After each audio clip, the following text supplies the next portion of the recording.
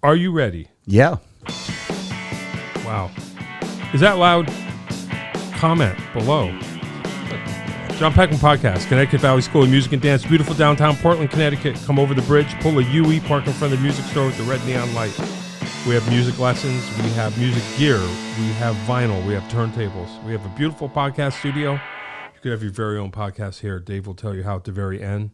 And we are here today with semi-new friend, Mark Dazzle. Hey. Bass player. Bass player, yeah. Currently, the Pop Rocks. That's right. Is it the? It is the Pop Rocks. The Pop Rocks. Yeah. Yeah, I've heard of you guys. Yep. Tell us about the Pop Rocks. We're a 80s tribute band. We play everything from the 80s. Right. We have a girl singer, guy singer, Nikki Guns, girl singer. Chris Diamond is our guy singer. So we can cover pretty much everything. And we like to cover it pretty close to the originals, but we sort of rock it up a little bit. Yeah. Wow. How long you been doing that? I've been in the pop. I think we're coming up on our 10th year. Wow. Yeah. Did you start it? No. I was the second bass player, I think. But I knew Chris since he was 15. And he's like he's the mastermind? He's the mastermind. Okay. Yeah. He does all the booking. He's the front man extraordinaire. Gotcha. Yeah. Gotcha. So it was his idea. Yep. Him and our guitar player, Jay Steele. Nice. Cool. Yeah. So how many people in the band? Run them down. There's 5 of us. So we've got, like I said, Nikki Guns, Yep. Chris Diamond, Yep. Our guitar player, Jay Steele, our drummer, Billy Rock, and myself. That's it. Yeah. Cool. Yeah. Give me an idea of the semi-set list. What could be expected? We do anything from Journey to what else do we do? It's so fun. I play every weekend, and it's hard to remember everything we do. We do. Why don't I just pull up a list? Yeah. Hey, you know what I Let mean? me pull up a list. Why not? Let's see here. Yeah, because full disclosure, I think we talked about this. I graduated high school in 1985. Yeah. So I was there. Yeah, you were there. I Absolutely. was totally there. Yeah. It's great. All the stuff we play, it's enjoyable. Yeah. I grew up playing punk, so I Yep. play everything like a punk bass player Yeah, would right, play. right. And here we go. So we do like Prince. Yep. We do Jay Giles. Yeah. We do little Michael Jackson every once in a while. Yep. Eddie Money, things like that. Sure. Bon Jovi. Yep. Yeah. And the youngsters, they like it. Everybody loves it. They do like it. It's interesting. We have a lot of younger kids coming to our shows now, and cool. they know all the lyrics. It's fun. Yeah. Yeah. I know, that's wild. Yeah. Yeah. Was there a time when, like, was it always a sure shot, or was there a time when you feel like the 80s came back a little more, or for you guys it's always just like it's a party? So. I think when Chris started it, he had the idea that the 80s would be coming around again, and it would be a good sell. Yeah. At the places we play, and it is, because it's fun party time. Like you say, you could just pick everything that's danceable and have a good time. It's a part. We're definitely a party band. Yeah. We just played up this weekend. We were up in Killington. Oh boy. Their last weekend, or last big weekend they do 80s weekend. Oh wow, perfect. We played Friday. Friday was a good night. Saturday was packed. They do full costumes. Everyone's dressed up as 80s, and Beautiful. It's fun when the crowd's into it like that. Yeah. I just wonder if you could tell. Well, like I say, I guess if it's a good time and everybody's partying, it really doesn't matter as long as the music's good and people kind of know the tunes. You're good. Right. I just wonder if the 80s came back more or less in the time period you were there, or it's always just I'm not sure. It's we always have a good crowd. We always had a built-in crowd. Now it's nice to see a bunch of new faces coming. So yeah. Every place we go, it's new faces, new people following us around. We play Massachusetts, Vermont, Connecticut. And you guys got your show down, so when you get new people, you just blow their minds. Yeah. Like you just do it. Yeah. You do the whole Yeah, thing. it's definitely fun to see people that have seen us for the first time. Yeah. And, we get a lot of people coming up, oh, my friend told me to come see you guys. And yeah. and was not disappointed. So that's always good to hear. No, that sounds like fun. Yeah, that's awesome. So there's got to be a look to it. You guys got to have the look together. Oh yeah. We do full 80s dress. I dress up as in, checkered pants and combat boots and my mohawk, and it's definitely a look. And I have other clothes. I have worn other clothes, but a lot of times when I go out there, and I wear something else, people will come up to me and say, "Where's your checkered pants?" Oh, that's right. So that became your thing. That's sort of my thing, and if I don't wear them, people get upset. And I have probably 20 pairs of checkered pants in my closet, and that's funny. 20 cut off black t-shirts. Yeah. The uniform. Yeah, that's funny. It's easy though because I don't have to think about what I'm going to wear every weekend. So. Right? Hey, why not? Yeah, that's cool. I guess they would call that branding. Yeah, I guess right. I think so. It definitely works because randomly at my house I get things sent in the mail, checkered items. Hey, cool. So I guess that works. Yeah. That's funny. I'm a big Cheap Trick fan. Oh yeah, I've been my whole life, and that's Rick Nielsen has a checkerboard cap on his teeth. Yep. And he's got checkerboard guitars, everything. Mine sort of came more from the ska side, right? Which the two-tone stuff. Yeah. So yeah, it's killer. Yeah, so you and I met Aaron Stone, who's sound man. Yes, awesome sound. Yeah, one of the best. Yeah. That we work with. Yeah, for sure. Definitely. Yeah, the thing about what I always say about Aaron, the thing I love about Aaron is if Aaron knows something, he doesn't half know it. Right. Like if he knows something, he made it. He built the thing. Right. For sure. So there's no guesswork. And if he doesn't know, he just goes, I don't know. Right. Right. Absolutely. But if you need him to do something, he knows what he's doing. Yeah, he's for sure. Absolutely. Yeah, it's rare. When I show up at a show, a lot of times I don't know who's going to be doing sound for us that night. But when I show up at a show and he's doing sound, I'm like super happy. Yeah, it's going to be good. He's got awesome subs. The bass sounds thumping. The kick drum sounds thumping. And for me, that's it. Yeah, totally. But Aaron was like, he said, I don't know, a couple months ago or something. He goes, yeah, there's this dude. I do sound for this band. And the bass player is really cool, and he's into. I don't know if he told me or not, if he mentioned reggae, but he goes, yeah, this dude's cool. He told me about a band that's coming to the Space Ballroom in Hampton, and he goes, he says we got to go, like we should go, and he might have said reggae, but me and Aaron bond over that, right. And he was like, you got to go. And I was like, okay, I forgot all about it. Yeah. And he called me on that Monday and he goes, you all set for Thursday? And I'm like, oh, yeah, sure. And I forgot what he told me. Right. So we get to the space and I'm like, meet you. And I'm like, oh, okay, this is cool. And I thought maybe this is punk rock or something. Right. Idea. Then I asked you, I'm like, so what is this? And you're like, it's dirty reggae. Yep. Which I had never heard of. Right. I know enough about reggae, but I was like, what does that mean? Yep. And then, so we go around the corner, and there's a band playing, and they were okay. Right. You're playing at it. No offense. Yep. And I said, is this them? And you're like, no, this is an opener. Okay, that's cool. And then they got done, and then another band comes up, and they were kind of better. Yep. And I said, is this them? And you're like, no, this isn't them. Okay. And then you could kind of feel it. Right. You know what I mean? Right. I don't know how to explain it. I always absolutely. say, like, there's headliner energy. Yeah. That I don't know where it comes from. Right. But anyway, so, yeah, these dudes show up on stage, and I think you told me they were from L.A., so I'm like, okay. And they kind of got, they're like wearing their Dickies. They kind of got this kind of East LA kind of thing going on. Yep. And the bass player almost looked like a rockabilly dude kind of. So I'm just like, okay, this is cool.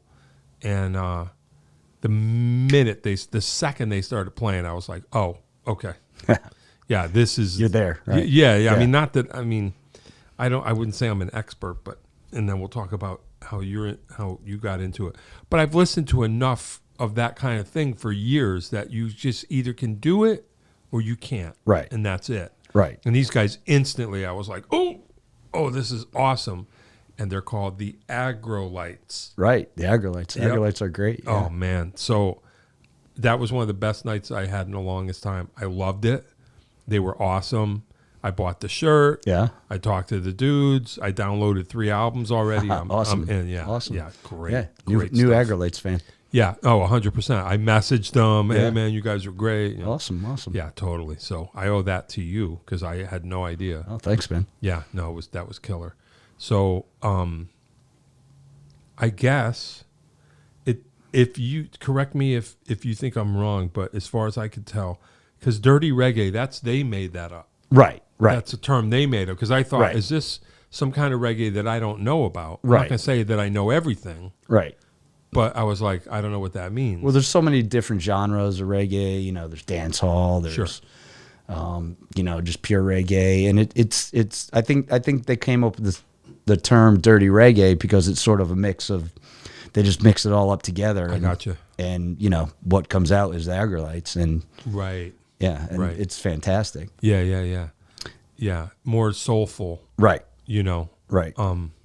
because I feel like, at least my understanding from when I got into it is kind of, you had ska first, and it was kind of fast, and then there was a couple summer or two where it was rock steady, where we kind of like slowed it down a little bit because it was too hot to dance.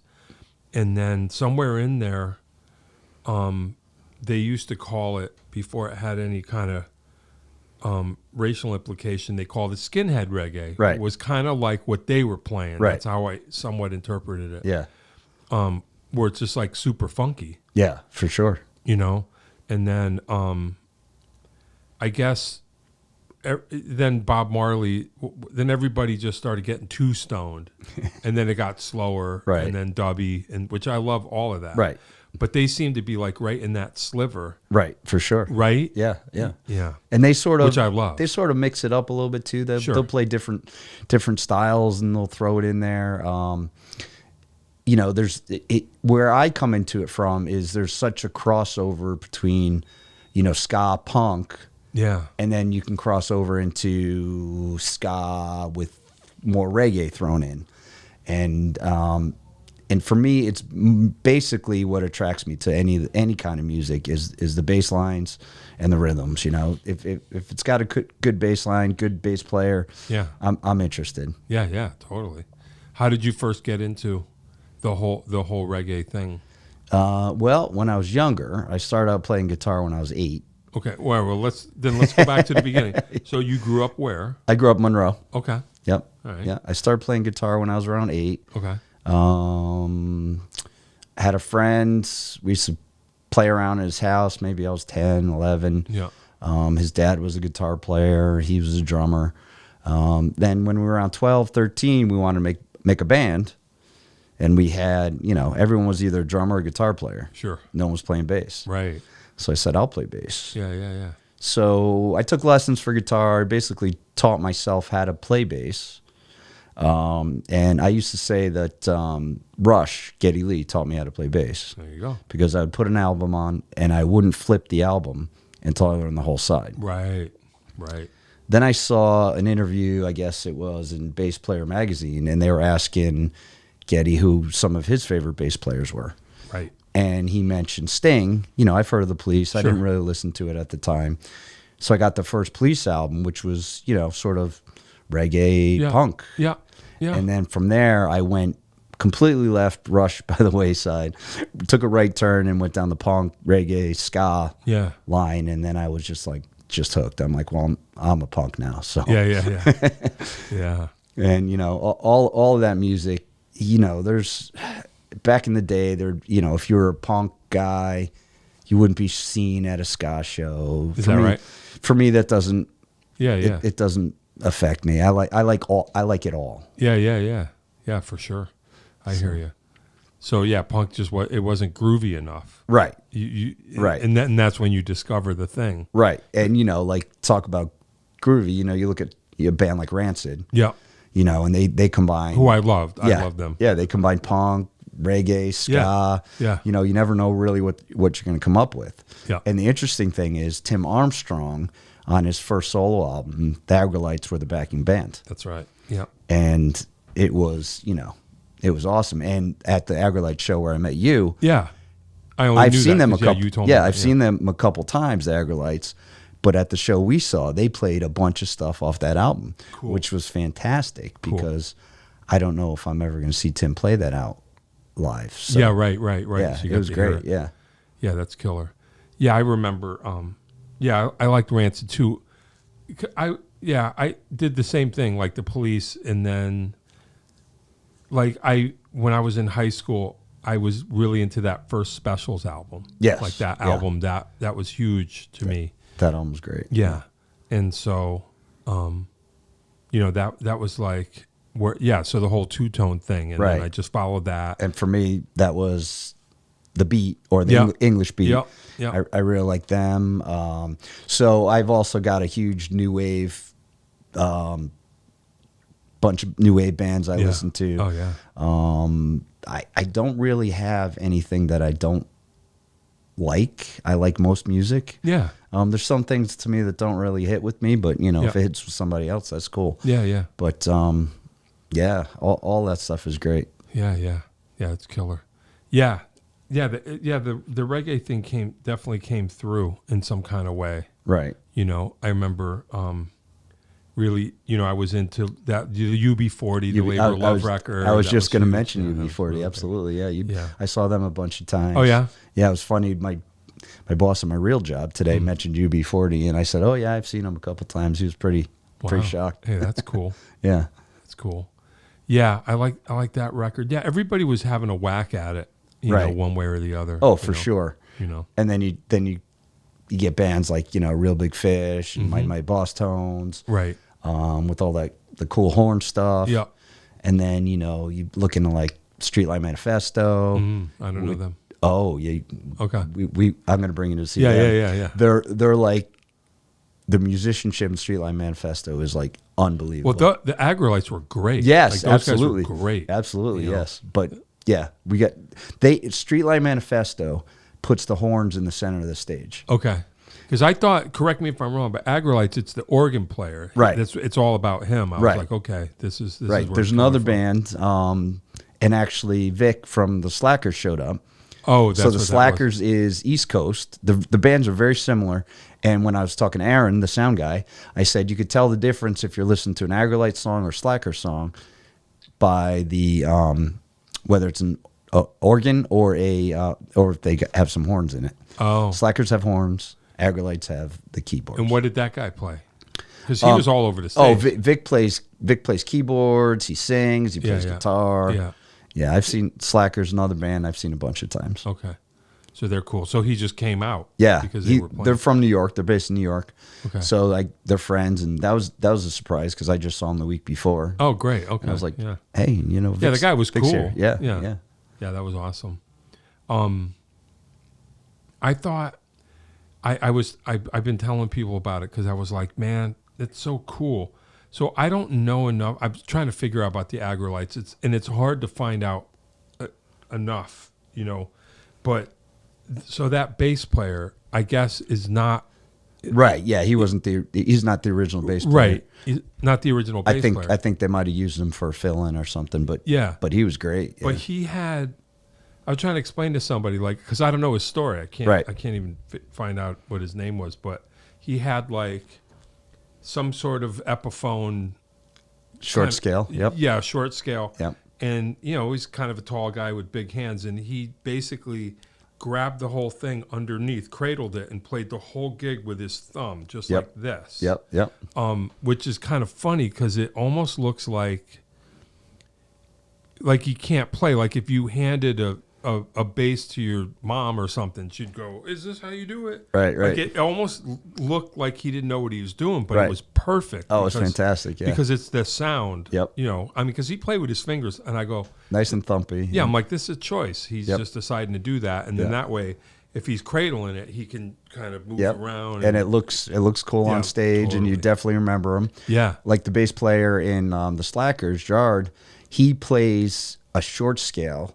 And he sits it on top of a drum throne, and he plays it like an upright. Oh wow. Oh, Yeah. that's cool. Yeah, and That's which the first time I saw him, I was like, wow, that's really cool. wow. You know? Yeah. Interesting. Yeah. Yeah, it was kind of cool. I was like, it sounded great, and he could play, but it was just funny because I was Right. like, he's gonna play the whole gig like that, Right. and he just played the whole gig just like Yep. right here. Yeah. And that drummer was phenomenal. That guy, Yeah. blew my Yeah. mind. He's great. Yeah, Yeah. he's really yeah. good. He's right in the pocket. Yeah, Lays back. yep, It's awesome. yeah. I mean, I'm not an expert. I didn't play that stuff enough with people, but I feel like I have a handle on it. And that's just like, you can either do that or you can't. Yeah. You just don't. Yeah, you can't fake it. You have to sort of have a little bit of knowledge of the style of music in order to play that stuff for sure. Well, I don't want to throw shade on the opening bands or anything that luckily I don't remember their names, so it's not like they're going to see it. Right. But, and you correct me if I'm wrong, because I know what I think I saw, but like, if you're going to play any kind of reggae style like that, you all have to know how to do it. Right. And it seems like, the drummers are like, yeah, I get it. And it's Right. like, yeah, but no, you can't just say I get it and then just not put a kick drum on one and think that you're in. Right. You got to immerse yourself in that style. Right. For real. And I just feel like this went for me for years before I kind of got a little more serious about it. But like, if you don't know what you're hearing when you hear the original stuff, you just go, oh yeah. Right. But there's a lot more nuance to it than you think there is. Yeah. And I could tell from those other players, I was like, they glossed over it. They were a little too on top of the beat. Yeah. They weren't laying back enough. Right. And you could feel it. Someone that doesn't know anything about music can feel that when you're dancing. You could feel it like, yeah, they're good, but something just doesn't feel right. Yeah. And then, then you see people stop dancing a little bit because it just doesn't feel right. Yeah. But when you've got a drummer like the drummer in the Agrolites, when he lays back and the whole band's laying back, and then they come around and hit that one, it's just like, it's fantastic. Yeah, I don't know. Again, I'm not an expert. I love the music. I, have my own take on it or whatever. But it's like when everybody knows where the groove is supposed to be, and you fit all those parts together, there's a pressure in the air between the notes that creates this kind of this push-pull thing. Push-pull, a little anticipation, and you could play around in those time signatures. You could slide it a little bit. Yeah. And then when everyone comes back in on the one, it's just nothing's better. Like you say, dancers know. Yeah. When you create that kind of that there, I don't know. The only way I can think of it is there's pressure in between the notes that's making the thing kind of breathe like that. And live. Yeah, and that's right where it is. Yeah. I don't know what that is. I don't know, obviously, because I don't know the original guys how they perceive of it, but it's like it's a group effort. Like each person has a small piece of the whole, right? And in order to fit, you have to really listen. Yes. Like you have to know how to fit these together. Yeah. In the same kind of way that you're vibing in. Again, I'm not an expert, and I could certainly not do better. But when I heard the Agrolites, I immediately knew. I was like, okay, these guys are doing it. Like they've been in this thing for a long time. Yeah. And then you do research and you find out they've been together forever. This ain't they're not. Hey, let's do this now. Yeah. It's like, no, this is what we do. And both the Agrolites and the Slackers are relatively new find for me. Oh, nice. But they started in 2002. I might have found them. Heard something 2005, 2006. Oh, wow. I can't remember which one I heard first, but Slackers are Agrolites. And, looking around, you see Slackers. Sometimes you see Agrolites. I'll have to listen for that. Yeah, so I grabbed on that. I'm always looking for new stuff to me. Yeah. Because, like Rancid, I've been listening to forever. Authority Zero, Bouncing Souls, I've been listening to forever. And all of this music to me is like, it's great, but I'm always craving new stuff. Yeah. Even if it's new stuff based on old stuff. It's just, if it's done well, I like it.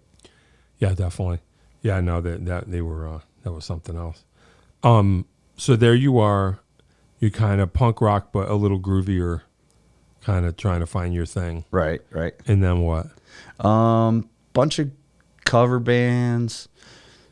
Then probably in college, I got into a punk band. I like to say we were kind of a like Ramones-ish kind of punk band. Yeah. We had a little success. We were signed on a little label.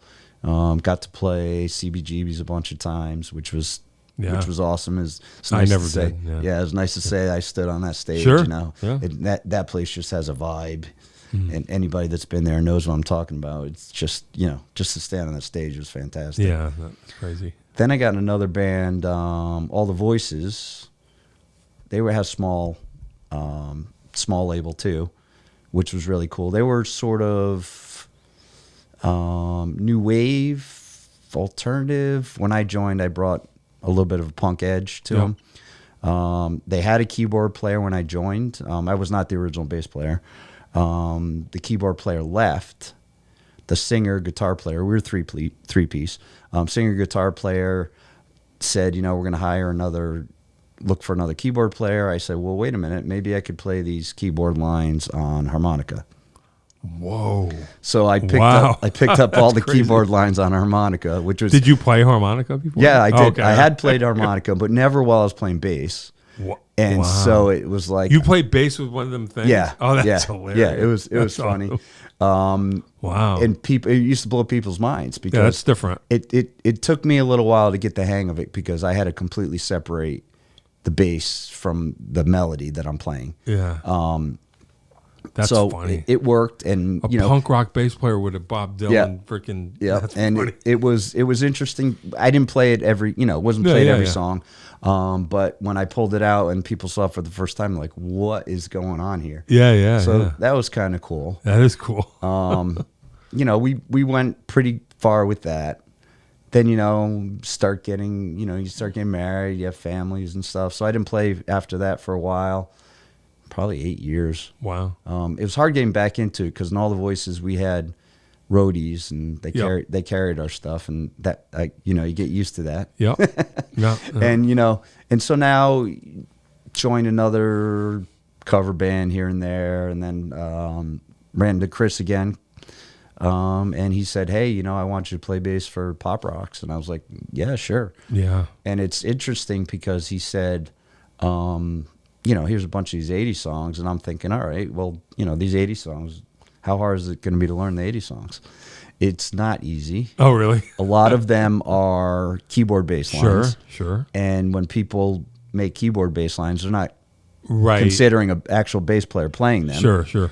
So I like to try to play the lines almost as written, but a little bit harder and with, a little bit of a punk edge. Yeah.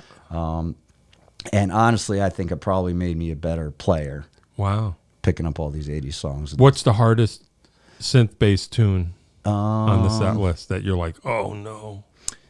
All of them are pretty much, my hands know what to do. Yeah. The problem comes when I start looking at my hands and my brain tells me something different. I just have the muscle memory is there. I have to not pay attention. let my hands do what they're doing. The biggest thing is sort of trying to get the synth bass sound, and I used to try to do that with a Pog octaver. I put a little octave up, a little octave down. I just recently got the MXR bass synth. I've heard about that thing. That's got to be huge. That right? thing is phenomenal. Yeah. I know a couple of cats. I took the Pog off my board, and it just sounds monstrous. And I haven't even played with... Did Aaron hear it yet? Yes. He's probably like, I know what to do. I was on the wait list forever for it, and I kept telling him about it, and as soon as I kicked that thing in, his eyebrows went up, and he says, all right, I see what you're talking about here. Yeah, that thing is wild. I have one bass player friend. I went to see him, and I was like, "What do you got? What is that?" And it's a thing. And then he told another guy, so it's like everybody's got one. And it's great because it's got like 8 presets built into it, and I haven't had to build my own sounds yet. It's got a sound that works for Madonna. Yeah, it's got a sound that works for Michael Jackson. Wow. It's also, I don't play it in this band, but it's got a really killer 9 Inch Nails sound. Yeah. Which would be cool to use at some point. Pretty Hate Machine was 89. Yeah, exactly. Like yeah, that would be kind of cool. That'd be really fun. Yeah. So yeah, Yeah, that's cool. That thing's got to be, that'll keep you going for a while. Yeah, absolutely. It's fun for sure. Yeah, I guess that's fun. Yeah, like we were talking about the IEMs too. It's like if you stick around long enough, the tech will catch up with you. Sure. You know what I mean? Like someone has the idea, right? And they're just like, "How do we do this?" Right. And I'm not really a tone chaser. I sort of have my own sound. You play with a pick? When it's required, Okay. when it's required. My sound is sort of grindy, a little overdrive. I used to play through a 800 RB, and I would bi-amp it, and it's sort of my own sound. Now my guitar player Jay Steele, he is a tone chaser. He can cop any tone, any sound. Wow. He's got the sounds all set for all these 80 songs we play, and right. they're phenomenal. He just has them all. Yep. I've got them in my ears, and when I hear a new song that we're working on, and he's got the sound just dialed. So that's his challenge. Just to find the sound. He's always looking for the sound. He's always looking for the sound.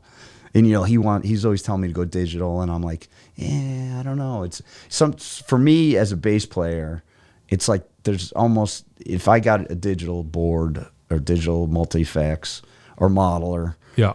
Meaning almost, no cabinet on stage? Like well, that's what we are. We're ampless. Oh, wow. Yeah, we're ampless. And when we went ampless, I was using a preamp pedal. I was using an MXR M80. And I was not getting the sound I was used to. So I found this guy up in Canada. He's got a company called Master Effects. Okay. And he basically builds all different preamps in a box.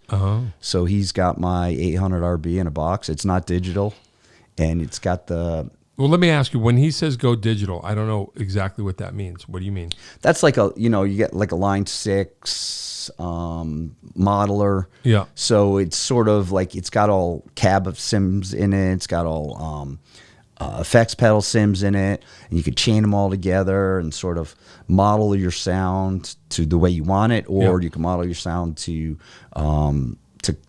match someone else's sound. Yeah. And that's it's really cool. But for me, I like to have sort of my own sound a little bit. Yeah. And then throw in, like again with the MXR bass synth. But when I got this preamp pedal, that's basically an 800 RB and a pedal. So you're driving your sound. Driving my sound first. Yeah. And that goes through the PA.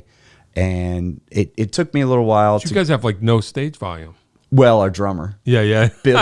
Billy Rock is a heavy hitter. Awesome and drummer. He's not behind plexiglass? He's not behind plexiglass. Good, yeah. We don't put him behind plexiglass. And so the best stages, it's funny, the past couple weekends we've been playing on wooden stages. And for him and I think the best stages are wooden stages because we actually can feel. Feel the bass, feel the kick.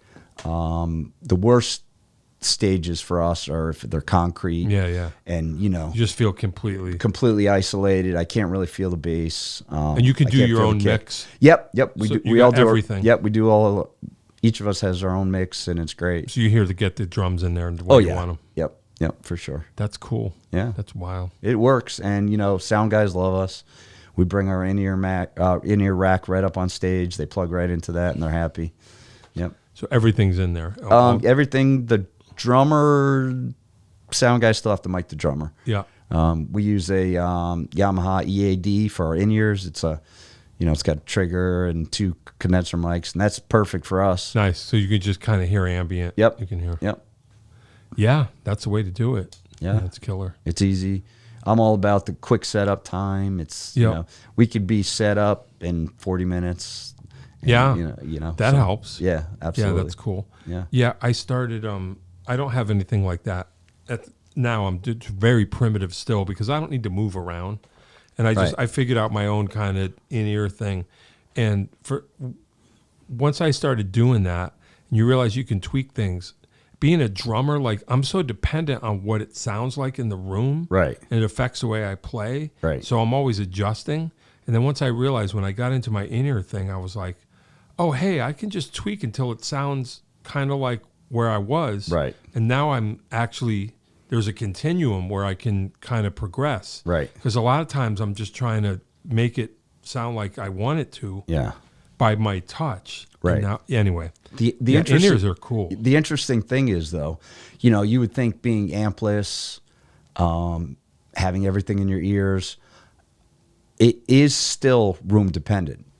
Oh, is that right? We have our settings, and we'll go into some rooms and we have to make huge adjustments on our own mixes.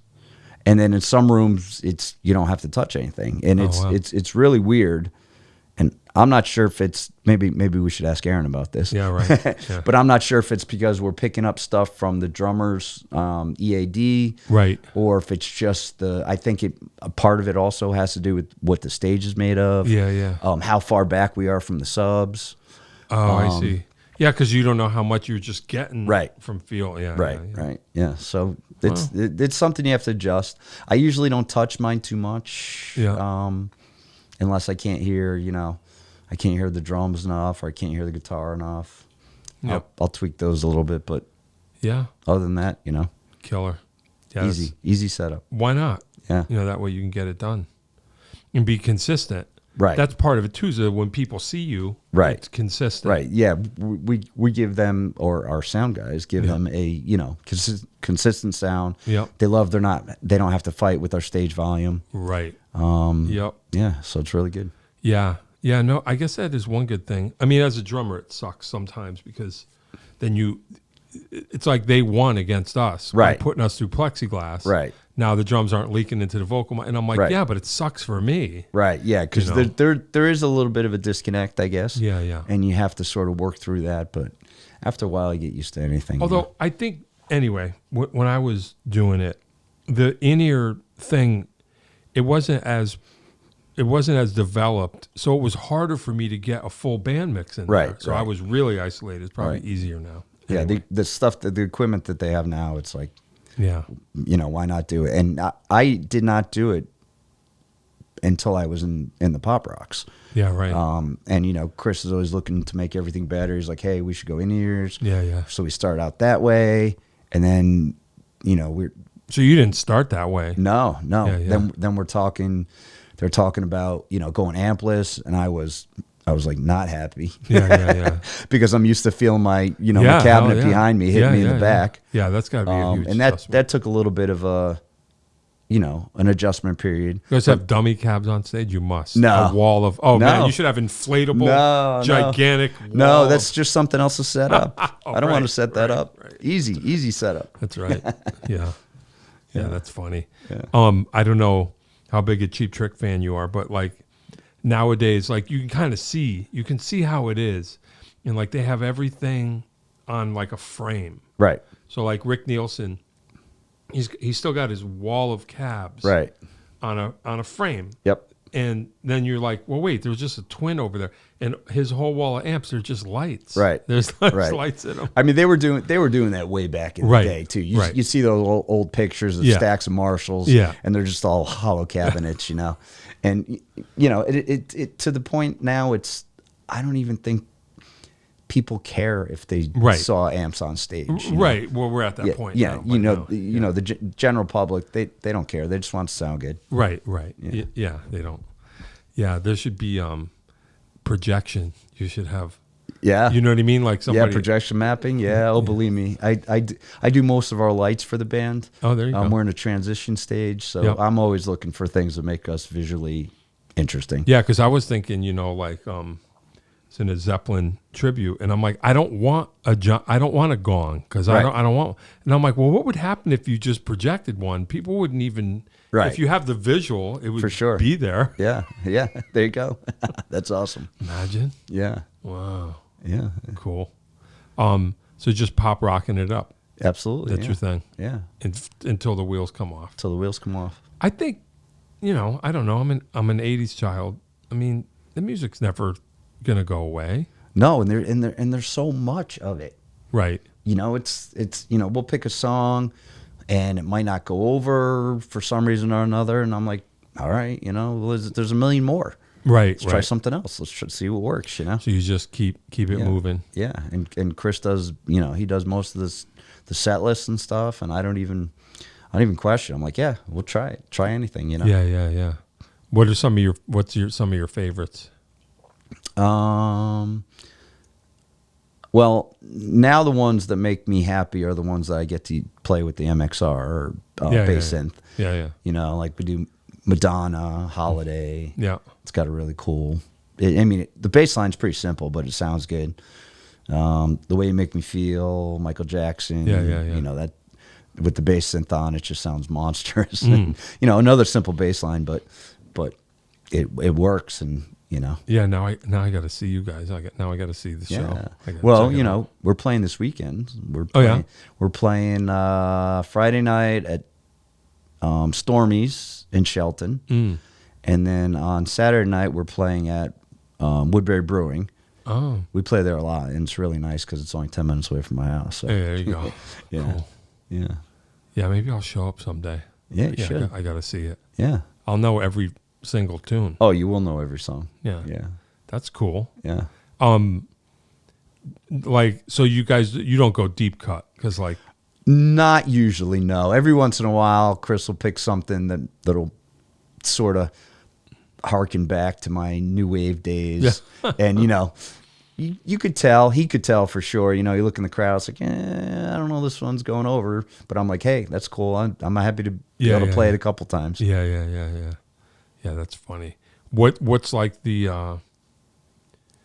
I mean, what would be like what would even be remotely the punkiest, like a U2 song or something, like, you know, like what, like where does it go? Well, we have done Melt With You is kind of we do Melt With You. Yeah, we do Melt With You. We have done in the past Should I Stay or Should I Go? Yeah, right. Which was really cool. Like I sang that one. Oh, there you go. Yeah, so that was fun. So you're representing. I'm representing. The look. Yeah. So you know, we try. What I to like keep, about you. Romantics. We have played that in the past, yeah. So, you know, it's just as long as people know it, they might not even know that they know it. Yeah. Which is cool. Yeah. It's like, I haven't heard that song forever, but it was a banger, you know? Yeah. That's funny. Yeah. Wow. Yeah. I'm not going to ask you what some of your least favorite are, because that would not be cool. No, it's funny, you know, because I'm all about whatever moves the crowd. You know? Yeah. If they're digging it, I'm digging it. You know? Yeah. It's like, you know, we could play songs. I've played songs 5,000 times, but every crowd just, if they're like, for, you know, Don't Stop Believing. Yeah. The crowd just goes crazy for it. I've played it 5,000 times. Right. You know. Yeah. Living on a Prayer. Yeah. Crowd loves it. Sure. I'm happy if they're loving it. Yeah. No, that's cool. Well, then, I mean, you're in the right scenario. Yeah. You know what I mean? The thing is, for me though, like learning a song, it's almost bad for me to learn a song like that's one of my favorite songs, because as soon as I start playing in a cover band, I don't want to listen to it anymore. Oh, so there's a lot of them you gotta. Yeah. It's like you know, now I skip those in my playlist. Yeah. Because you know I'm playing every weekend, so I gotcha. Yeah. Like what? Like what are some of the ones you were like, oh? Melt With You was a big song for me, and you know I'll skip it now when it comes up on my list. And some of the songs we do, they sound. We've not necessarily evolved them because we haven't changed arrangements or anything. We just sort of make them bigger. Yeah. In a way, you know, like for example, Total Eclipse of the Heart. Yeah. I heard it the other day on the radio, and I'm like, oh, our version just sounds so much bigger. You know, it's got more oomph to it. Yeah. And so, you know, people notice that, even if they didn't know what we're doing. So it kind of sounds heavier. Yeah, a little bit. Yeah, for sure. We rock it out for sure. That's cool. Yeah. Why not? Yeah, that's interesting. Yeah. I do have wrap up questions, which we're getting near. And though that'll take up some time there. Sure. But do you have anything else along the way that we didn't talk about that you just what I tell people? So picture yourself driving home and going, "Oh man, I should have talked about it." You know what I mean? Yeah. Not really. We hit a good amount of stuff. The only thing I tell people is if I'm not playing out, I will be at a show. You know. Oh yeah. I go to probably. We play, I don't know, maybe 100 shows a year. I probably go to at least 50 or 60 shows a year. Wow. I'm really happy when my favorite bands aren't playing on the weekend because usually I could see them. Yeah, right. Sometimes I get lucky and we don't have a show booked, so I'll block that day, and especially if it's something I've seen, before that date is booked. But for me, it's all about the music. Yeah, either playing it or watching it. Yeah. No, I hear that for sure. Who are you going to see next? You don't know. Hard to plan. We have coming up. Well, you were talking about that. There's some club you were telling me and Aaron about on the shore or something. Oh, in Jersey? No. In Clinton. Oh, Clinton. Yeah. Scottish Dave's. Yeah, what's that all That place about? is awesome. They play Scottish Dave. There's an actual guy, Scottish Dave. He has ska bands come in, reggae bands come in. Yeah. I saw the Toasters there. It's Well, hit me up if tiny you little know place. of something. Yeah, for sure. I'll definitely go and check something it's out. funny because I've been in the Connecticut scene for a long time, and I only recently heard about Scottish Dave's. The first time I went there was probably last year, the year before, to see the Toasters. And just seeing a band like that in a little tiny place is awesome. It's got such a good vibe. Yeah. I grew up playing in New Haven a lot. I used to play this club called the Moon. Yep. Used to hang out at the Moon, the Grotto, Toads. I played Toads tons of times. Yeah. I remember my first gig at the Grotto in high school. Yeah. Oh, man, I thought I was big time. Yeah. Those places were unbelievable. Yeah. And the Tune Moon, Tune In. Yep. The Moon. I used to live at the Moon. Yeah. I'd be there like Wednesday through Sunday. Did you see Nirvana when they played at the Moon? Oh, that's a funny story. Oh, boy. So I would be there. didn't. Like I said, I would be there Wednesday through Thursday. Yeah. Or Wednesday through Sunday. Yeah. And that night we decided to go to Toads. I think they must have a dance night or something. And then, a little while later we found out it was Nirvana that played there. I was like, oh, damn. Yeah. We could have been there. I actually made on Facebook, I made a page for the Moon. And I get people hitting me up all the time asking, do I have any video or pictures from Nirvana there? Yeah. Then I have to tell them the story. I was like, I wasn't. You're like, I wasn't. That's the one night I wasn't there. The one night I was not at the Moon. Oh, man. Was when Nirvana played. But, like everybody played there. Yeah, what was the best thing you saw there? I didn't see this one either, but Smashing Pumpkins played there. And there were a bunch of new wave alternative bands that have come and gone that played there. But again, that was a tiny place. Yeah. And I used to play there in my punk band, The Ways, all the time. Some of the bands that used to play back in the day, like Mighty Purple. Yep. Sure. I don't know if Spring Heel Jack played there. Blind Justice. We used to rehearse in the same rehearsal studio. Yeah. It's basically a crack house, with a bunch of other Dum Boys. Oh yeah. Yeah. It was like Blind Justice played their second ever gig opening for a band I was in back in the day, and it was mind blowing. Yeah, they were great. Yeah. I thought they would be one that would do it. Yeah. We all did. Yeah. Who knows? Yeah. Well, that's cool. Yeah, the Moon. We talked about the Moon. Yeah. I don't think I ever was there. I think I would remember. I don't think I was. Yeah, there. it's on Whaley. Yep. Right now, I think it's a dentist's office, Okay. which is kind of sad. Yeah. But and then for a while, people were doing like some of the DJs were doing like Moon nights at other places, and that was also what was great about the Moon. The DJs are phenomenal. Oh, cool. And they turned me on to so much new stuff, and it was just it was awesome. Yeah, that's cool. Yeah, I wasn't exactly a part of that scene, but I wish I was. All right, wrap up ish questions. Sure. 5 favorite albums. I look at favorite albums as something I could play front to back without skipping anything. Sure. So obviously Rancid. Yep. Out Come the Wolves. Yep. Ministry. Oh wow. Yeah. Mine is Terrible Things Taste. Yeah. That whole album is phenomenal. That's when Jorgensen went full on industrial. Yep. Let's see, what else do I really like listening to?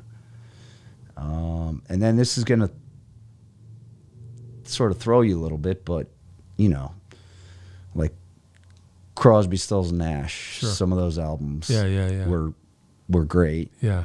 You could listen to front to back. Nothing bad on them. Some of the Beatles albums. Yeah, sure.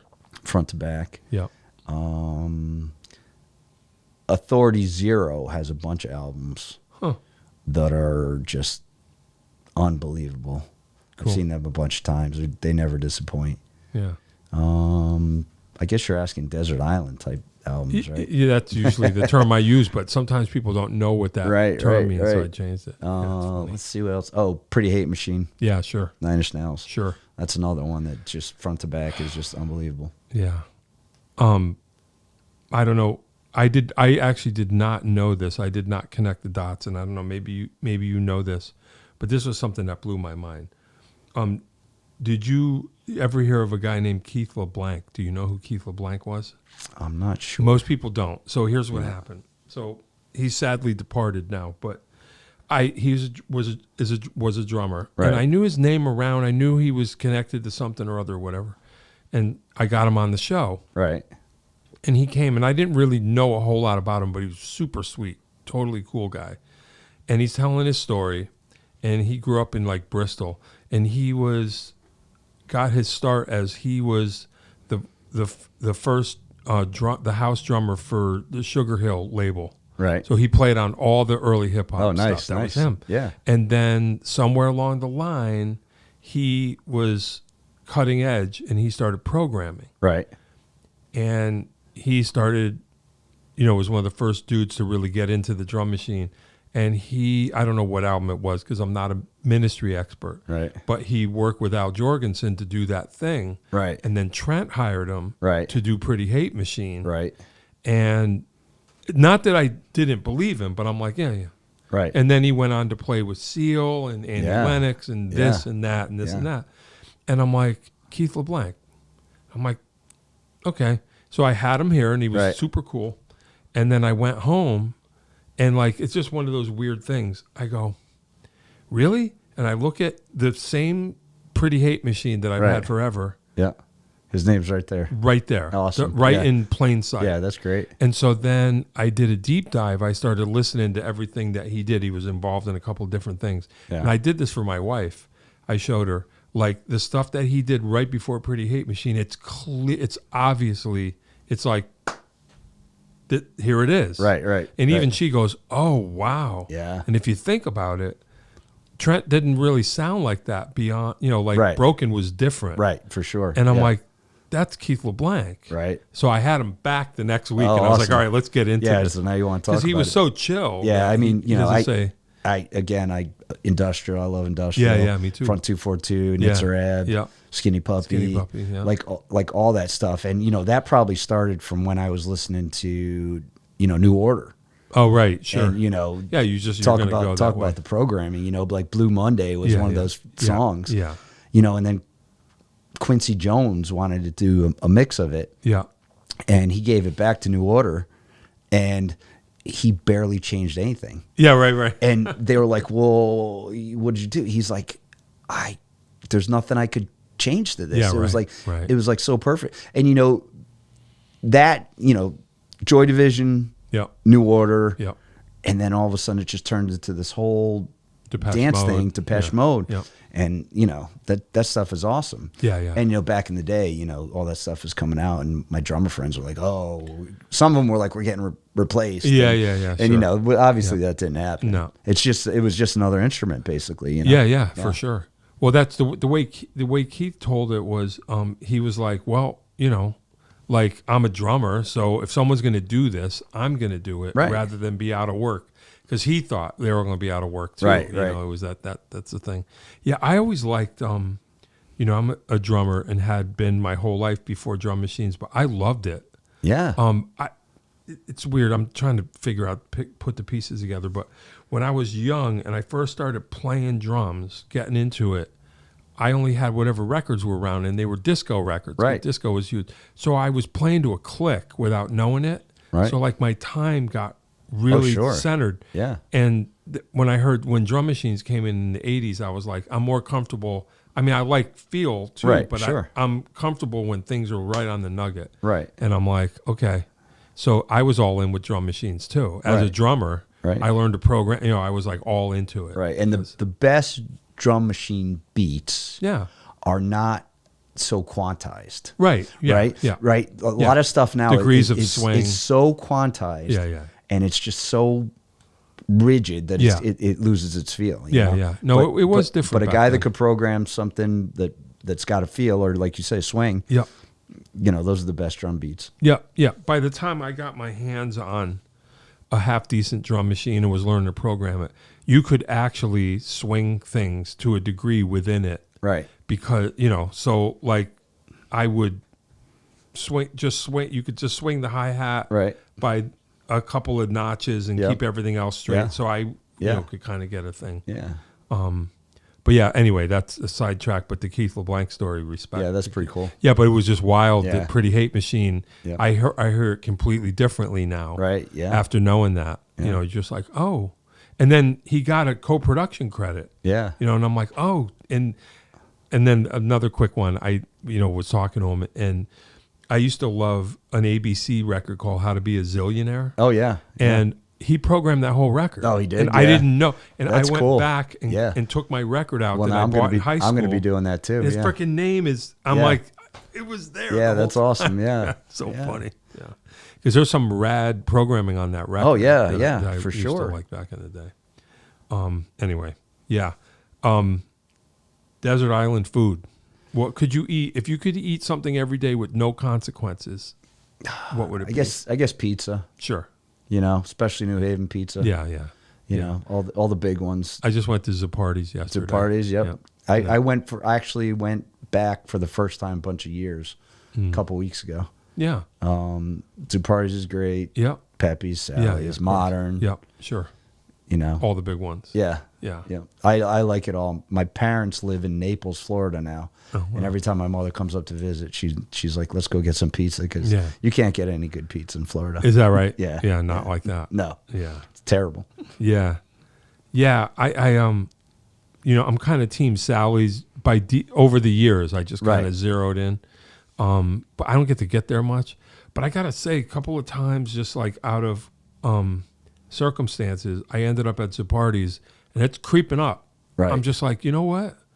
This is legit. Yeah. And I think some people feel that way. Like Right. it's getting in there now. The cool thing is, in my local grocery store, Oh, you can get frozen Zapardi's yeah. frozen. You know, it's not exactly the same, but it's way better than anything in the boxes on the shelf, you know? Yeah, for sure. Yeah. Yeah. Cool. A show or concert that you saw that you can remember that completely changed your whole thing?